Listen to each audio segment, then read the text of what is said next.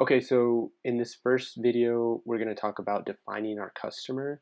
And for us, I think this is important because in the past, when we developed our first product, we really didn't define our customer. We just had a general idea of who they were, kind of while we went through the process of creating our product.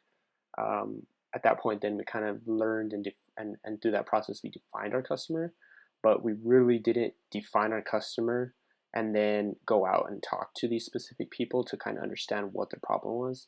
And I think that's a big problem that a lot of startups have is they don't really talk to the customer to figure out what problem they have. They just have this grand vision and this idea, and come hell or high water, they're gonna create this product and get it out to customers to see what they think of it. And a lot of times you fail that because you don't really understand your customer unless you're like scratching your own itch to create this product. You really need to talk to these people, understand what their problem is, and then from there create a product to address that problem and fix that.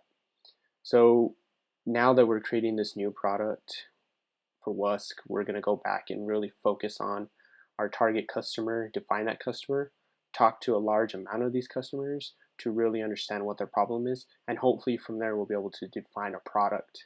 And then once we define the product, again, it's not like a sure thing. We have to create MVP and then get it out to the specific target and try to validate the idea and see if it works.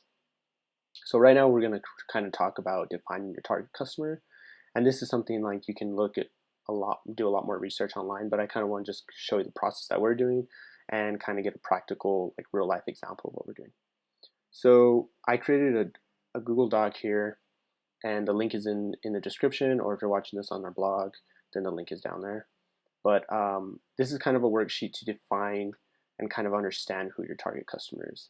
Um, the link that I'm going to put in there, it's actually just like you can only view it, but if you want to create a copy for yourself to fill out, you can add it to your drive by clicking file and make a copy, or you can save it to your computer and edit it in Microsoft Word or whatever if you click file and download as.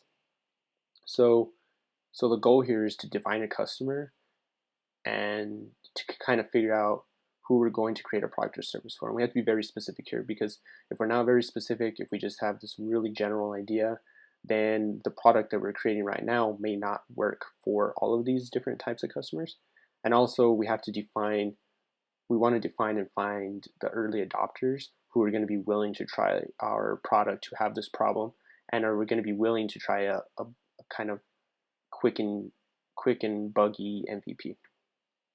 So first I want you guys to make a copy of it so that you can fill it out, but then also watch this video, and it's by this guy named Jason Wilcox, and it just gives you a practical way of defining your customer, an example, so you can kind of wrap your head around doing it.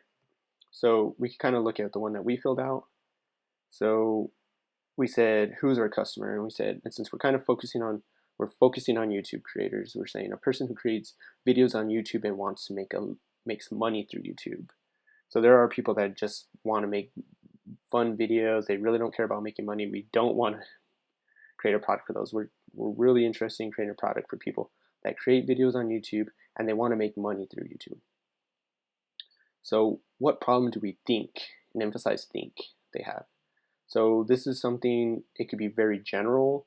So for us is we want to help them. The problem that we think they have is that they want to grow their subscribers and get more views. And we're saying think because we need to prove this. We don't know exactly. We're just kind of generalizing. And this will give us a direction for our survey and kind of think of what to create. But we still have to validate this by first talking to them and understanding, yes, this is a real problem, kind of understanding how they're doing this, how they're actually addressing this problem. And then from there we can create a product. But first we have to kind of generally define it and then validate it once once we talk to all these customers.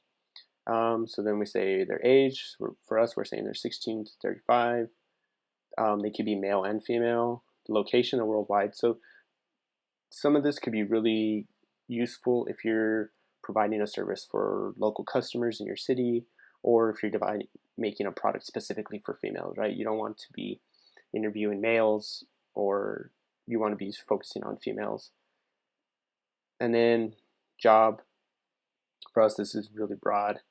So, but the key thing for us is that they're people that don't make a full-time living from income, because obviously there are people that make a full-time living off of YouTube, and right now our product or service wouldn't really appeal to them because they're already achieved this level of success where they're making a lot of money, so our product wouldn't appeal to them. So where do they buy a similar service to ours? So we're saying that they buy online through websites or mobile app stores like the iOS App Store or the Google Play Store. How do they make decisions? They research online through blog posts or even watch video reviews on YouTube. So this could give us insight in how to do some influencer marketing, stuff like that down the road. What matters to them? So we're saying that price matters because some of these people might be young, they might not have a big budget, and they really care about results. So we have to create a product that really gets them results. If we can, then they'll pay for them. Who influences them? So we're saying larger YouTubers who have achieved what the target customer wants. So this could be bigger YouTubers that are already making a full-time income. Our target would probably look up to these people. What do they read, watch, or listen to? So they watch YouTube videos, they spend a lot of time on social media, they might listen to music on YouTube, but also other music streaming services. So where do we find them to interview or sell to them? So this is going to come in really handy when you have to actually start interviewing people. Again, like if you're doing like a local service and your target demographic is somebody that shops at Whole Foods, then you can say like, okay, we can go to Whole Foods or we could go to Trader Joe's or other more high-end stores and interview people there and talk to people there. Or for ours, for example, there are people that watch YouTube videos, so we could kind of look on YouTube and find these people.